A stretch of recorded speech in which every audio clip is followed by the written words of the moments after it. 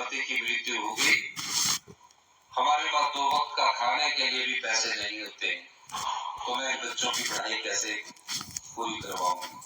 हमने उन महिलाओं पे जिनकी आय 3 लाख रुपए से कम है, आय का दायरा भी हमने बढ़ा दिया, उनके सभी बच्चों की 27 साल तक की उम्र में, जब तक 27 साल की उम्र नहीं हो जाती, 27 साल की उम्र इसलिए रखी गई है कि उसने हायर एजुकेशन प्राप्त करनी है, पीएचडी करनी है, सारी पढ़ाई का खर्चा हिमाचल प्रदेश की सरकार देगी, और अगर उसने पीजी में रहना है तो उसके लिए हर महीने 3000 रुपया भी हिमाचल प्रदेश की सरकार देगी। साथ हो चुके हैं बच्चे जिन्होंने अपनी माता को खो दिया है, पिता को खो दिया है, उन बच्चों का सहारा या तो चाचा है या मामा है या मासी है। कई ऐसे बच्चे हैं जो बालिका आश्रम में रहते हैं। हमारी सरकार ने मुख्यमंत्री सुख शिक्षा योजना लाकर उन बच्चों के जब पैदा होने के 1 महीने बाद भी अगर उसके माता पिता उसको छोड़कर चले जाते हैं, एक नर्स उसके देखभाल के लिए रखेगी, और जब तक वो बड़ा नहीं हो जाता उसकी पूरी पढ़ाई का खर्चा हिमाचल प्रदेश की सरकार 27 साल की उम्र तक रखेगी। क्या है, जब बच्चा +2 करेगा, +2 के बाद अगर वो डॉक्टर बनना चाहता है, जिस तरह हम अपने बच्चे को पढ़ाते हैं कि अब हमने अपने बच्चे को डॉक्टर बनाना है, और डॉक्टर बनाने के लिए हम कोचिंग लगाते हैं, हमारी सरकार उन बच्चों के जिनके माता नहीं है, पिता नहीं है, 1 लाख रुपया कोचिंग पर खर्च करेगी +2 के बाद। तो पूरी फीस भी सरकार देगी और हॉस्टल में रहने का खर्चा भी सरकार देगी। डॉक्टर के अलावा नर्स, कुछ भी बनना चाहता है जो शिक्षा के क्षेत्र से संबंधित है, उसका पूरा खर्च हिमाचल प्रदेश की सरकार देगी, और 4000 रुपया पॉकेट मनी 18 साल से ऊपर हर महीने 48,000 रुपया सरकार उस अनाथ बच्चे को जिसने अपनी माँ को खोया है, अपने पिता को खोया है, हिमाचल प्रदेश की सरकार उसे उपलब्ध करवाएगी। योजनाएं जो धरातल पर उतर चुकी है, जो धरातल में उतर चुकी है, वेलफेयर में जाकर पंचायत प्रधान जानते होंगे, जिला परिषद मेंबर जानते होंगे, वो अपने बच्चों को उस योजना का लाभ उठा सकते हैं। सरकार देगी, घर बनाने के लिए 2 लाख रुपया सरकार देगी, 2 लाख रुपया अपना व्यापार करवाने के लिए सरकार देगी। जिस तरह हम अपने बच्चों को मंदिर दर्शन करवाने के लिए ले जाते हैं कि साल में चलो एक बार मंदिर दर्शन करवाना है, उसी तरह कई बार उनको घूमने के लिए ले जाना पड़ता है, उसी तरह इन बच्चों को साल में एक बार बाहर घूमने का और 3 स्टार होटल में रहने का पूरी सुविधा 15 दिन के लिए हिमाचल प्रदेश की सरकार दे। हमने भ्रष्टाचार के छोर दरवाजे बंद किए, जहां से जनता के पैसे को लुटा दिया जाता था, हमने उस संपदा को लूटने से रोका, और इस परिवार जो अनाथ है, जो माँ को खो चुके, बाप को खो चुके हैं, विधवा बहनें हैं, उसमें हम ये लोग खर्च कर रहे हैं, इस आशा के साथ कि हमारी 75 लाख की जो जनसंख्या है उसमें समाज का कोई ऐसा वर्ग ना छूट जाए जो सिर्फ हड़ताल के माध्यम से अपनी मांगे रखना चाहता है। इन लोगों ने कोई मांग नहीं की, ये बच्चे मेरे पास कोई मांग लेकर नहीं आए, ये हमने सीखा।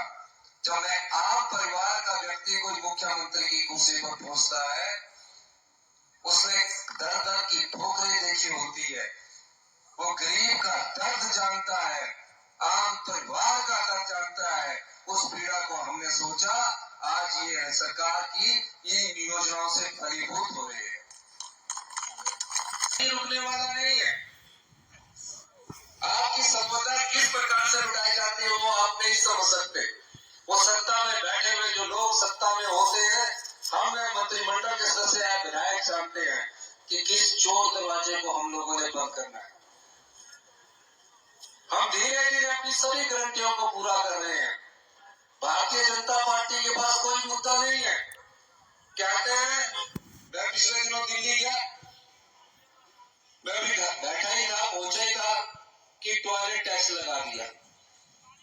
मैंने पूछा कौन सा टॉयलेट टैक्स है भी, झूठ ही दिला दिया। बड़े बड़े नेता टॉयलेट टैक्स की बात करते हैं। आपके घर में, सबके घर में टॉयलेट बना होगा, क्या किसी के घर में कोई टैक्स लगा? अब ये देखिए किस तरह झूठ बेचते हैं कि हम क्या लेकर आ रहे हैं। अगर हमारा सरकार अच्छा कार्य नहीं कर रही तो वो चलना चाहिए। ये समोसा, कभी टॉयलेट टैक्स, कभी नौकरियां बंद होगी। भारतीय जनता पार्टी की जयराम सरकार ने 5 साल में सिर्फ 20,000 नौकरियां दी और अधिकांश नौकरियां उनकी हाई कोर्ट में फंसी रही। हमारी सरकार ने 2 साल में 31,000 नौकरियां निकाली है। वन मित्र की भर्ती पूरी हो चुकी है। 3,000 TGT non medical batch wise हम लगा चुके हैं। 3,000 के इंटरव्यू होने जा रहे हैं। 200 डॉक्टरों के पदों का एडवर्टाइजमेंट हम कर चुके हैं। डबल इंजन की सरकार कहते थे अपने आप को। पूरे प्रदेश का बेड़ा गर्क करने में कोई कसर नहीं छोड़ी इन्होंने। शिक्षा का स्तर इतना नीचे गिर गया है कि हम अपने सरकारी स्कूल में पढ़ने वाले बच्चों को, और जो परिवार सरकारी स्कूल में बच्चे कर दिया, सरकारी स्कूल में पढ़ने वाला बच्चा बहुत अच्छा बन सकता है। थोड़े नियमों में परिवर्तन करने की जरूरत है, बदलाव करने की जरूरत है, और हम उसमें बदलाव करते जा रहे हैं। हेल्थ सेक्टर का इतना बुरा हाल, अगले 3 वर्ष में मजबूत शिक्षा का ढांचा बनाएगी, मजबूत स्वास्थ्य का ढांचा बनवाएगी। हम इसमें महत्वपूर्ण बदलाव करेंगे। तंग नहीं करना चाहते, लेकिन आपने हमें 5 साल के लिए चुनकर मिल जाए। रूटीन गवर्नमेंट हम भी बना सकते थे। हम भी बोलते कुछ नहीं करना, बैठे रहो, 5 साल बाद जनता अपने आप बदल देगी। लेकिन हम एक करने के लिए नहीं आए। हम सत्ता में सत्ता सुख के लिए नहीं आए हैं। हम व्यवस्था परिवर्तन करने के लिए आए। एकजुट लगे हुए हैं। मेरे मंत्रिमंडल के सदस्य एकजुटता से कार्य कर रहे हैं। जिस प्रदेश का खजाना खाली करके भारतीय जनता पार्टी की सरकार बड़े बड़े बयानबाजी दे रही थी, डबल इंजन की सरकार है, पूछिए इनसे, इस प्रदेश की संपदा को लुटाने के जिम्मेदार पिछली भारतीय जनता पार्टी की सरकार। कड़े फैसले लेंगे पर उसका असर आम जनता पर नहीं पड़ेगा।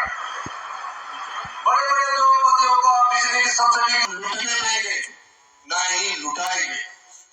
भारतीय जनता पार्टी ने चुनावों से 6 महीने पहले जून में 5,000 करोड़ की रेटियां बांटी, 900 संस्थान खोल दिए। मेरी पंचायत में भी आज मेरे को भी एक पीएससी मिली। एक दूसरी पंचायत वाला गया और कहते मुझे भी सीनियर सेकेंडरी स्कूल मिल गया। एक कॉलेज खोल दिया, 3 बच्चे। ऐसे संस्थान खोल के क्या फायदा? नोटिफिकेशन करके क्या फायदा जहां डॉक्टर नहीं है, जहां टीचर नहीं है? इसलिए हमने कहा हम कोई भी ऐसा संस्थान नहीं खोलेंगे जहां पूरे टीचर ना उपलब्ध करवा सके। हमारी सरकार के 2 प्रमुख एजेंडे हैं, शिक्षा में व्यापक बदलाव हो और हेल्थ सेक्टर में वर्ल्ड क्लास मेडिकल टेक्नोलॉजी का इस्तेमाल हम हिमाचल प्रदेश के लोगों के लिए दें। हमने अपने सरकारी कर्मचारियों को ओपीएस दिया, 16 करोड़ रुपया वो काट दिया। लेकिन इसका मतलब ये नहीं है कि हम रुकने वाले हैं। हम कड़ी मेहनत करके दृढ़ इच्छा शक्ति से हिमाचल प्रदेश को आत्मनिर्भर बनाएंगे। के पास साधन नहीं है, जो बिल्कुल कमजोर है उसको हम आर्थिक रूप से मजबूत करेंगे। लेकिन जो इनकम टैक्स देता है, जिनकी इनकम हर महीने 50,000 से ज्यादा है, क्या आप समझते हैं कि उसको भी 1 रुपये प्रति यूनिट के हिसाब से हम सब्सिडी दें, अनुदान दें 1 रुपये प्रति यूनिट के हिसाब से? यदि एक परिवार को 300 दे रहे हैं, 2300 करोड़ रुपए हम बिजली बोर्ड को दे रहे हैं, तो क्या उससे आपका भविष्य उज्जवल होगा? कभी नहीं होगा। हम ऐसे लोगों से, जिसको गरीब है, गांव का अंतिम व्यक्ति है, उसको हम साधन संपन्न करेंगे। लेकिन जो धनवान है, जिसके पास पैसे देने की कैपेसिटी है, उसे 1 रुपए की क्या जरूरत है? स्कूल बनेंगे, अच्छे इंस्टीट्यूशन बनेंगे, अच्छे कॉलेज बनेंगे और आप खुश होकर जाएंगे। अभी क्या है, हम 2 साल से इसी को सुधार रहे हैं, हम सुधार आगे बढ़ाए। होता क्या, आप एक हॉस्पिटल से दूसरे हॉस्पिटल, तीसरे हॉस्पिटल में चले जाते हैं और बीमारी आपकी बढ़ जाती है। इस सब चीजों से आप लड़ना है और आप जनता का, आम लोगों का। एक लोगों किसी बात की है, मैं मंत्री जी की भावना का कदर करता हूँ, स्टडी भी करूंगा, लेकिन बीएमओ भी खोल के फायदा था जो लोग काफी डॉक्टर आए, पहले डॉक्टरों की नियुक्ति कर लेते हैं और जैसे ही डॉक्टरों की नियुक्ति आएगी, जो माननीय मंत्री जी ने कहा है, उस समय 1-1.5 साल के बाद सोचकर आपका ये लोग इसको खोलने की हम कोशिश करेंगे। दूसरी बात की है, 2.5 करोड़ मांगा, मेरे पास बैठे थे तो 2 करोड़ मांगा, जान के 2.5 करोड़ हो गया। तो उसमें आपने जो पहले कहा वो 2 करोड़ में इस बजट में अगला बजट जो है उसमें उपलब्ध करवा दिया जाएगा। एक 2 वार्ड आपके यहाँ जिसमें माननीय मंत्री जी ने आपको बताया है कि हम उसकी जगह देख रहे हैं, उसमें भी आप सीवरेज सिस्टम के लिए 2-2 के दोनों वार्डों में कोशिश करेंगे कि उसमें आपको सीवरेज सिस्टम उपलब्ध करवाया जाए, क्योंकि आप नगर निगम की परिधि में आते हैं। रोड बनना है, उसमें रेलवे को पैसे देने पड़ेंगे, तो रेलवे को भी पैसे देने के लिए अगली बार बजट में प्रावधान करवा दिया जाएगा। तो कॉलेजों के पैसे देने की बात की है, अगले बजट में उसका भी प्रावधान करवा दिया जाएगा। आपके पैसा सही इस्तेमाल हो, पिछली सरकार की तरह ना हो। तो पानी तो देखिए, पर पानी की क्वालिटी देखिए आपने, किस प्रकार का पानी दे रहे हैं हम भोग के नाम से मार्केट में आने जा रहे हैं। हमने पुलिस की भर्ती कर रहे हैं, 30% वहाँ हमने अपनी बेटियों के लिए रिजर्वेशन रखी है। रतन मंजरी जी के संघर्ष को मैं जब यूथ कांग्रेस में हम लेकर उसको सबसे अधिकार मिलने चाहिए मीटिंग में, क्योंकि वहाँ सब लोग थे, मैंने वहाँ अपनी दिशा को स्पष्ट प्रकट कर दिया। और मेरा मानना है कि ट्राइबल कस्टमरी लॉ को आप अगर ये सोचते हो कि हम ट्राइबल में हैं और हम किसी के अधिकार को वंचित करते हैं, तो उसे अच्छी बात नहीं है। उस पत्नी को उसके पति की जमीन के अधिकार से वंचित रखा जाए, ये अन्याय होगा।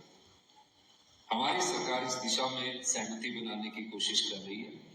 मेरा अपना मानना है कि मैं उस सहमति को बनाने में सफलता प्राप्त करूंगा और कानून को योजना बजट के अनुसार लाई जाए तो वो योजना धरातल पर उतरती है। दूसरे बजट में हमने कहा जितनी विधवा महिलाएं हैं हिमाचल प्रदेश में, किसी के पति की अचानक मृत्यु होगी, बेटी डॉक्टर बन रही है, डॉक्टर की फीस 1.5 लाख है, हॉस्टल की फीस 75,000 है, कोई इंजीनियरिंग कर रही है, कोई बायोटेक में कर रही है, कोई पॉलिटेक्निकल कर रही है, कोई बीएड कर रही है। मुख्यमंत्री सुख शिक्षा योजना शुरू की,